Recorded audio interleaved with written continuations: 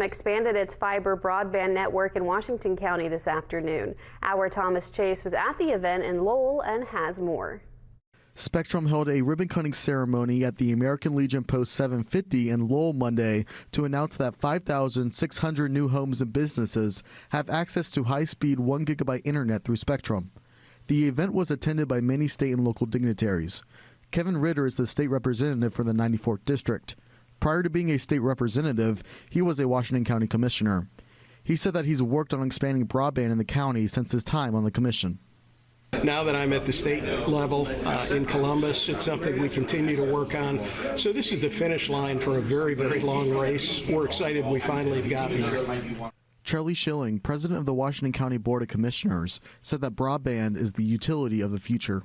This is another utility. I mean, really, I place this up there with water and sewer, natural gas. In today's world, in today's society, we really need to embrace technology in that way, and it's ultimately a benefit for our residents. Brian Chavez, state senator for the 30th District, talked about today's announcement.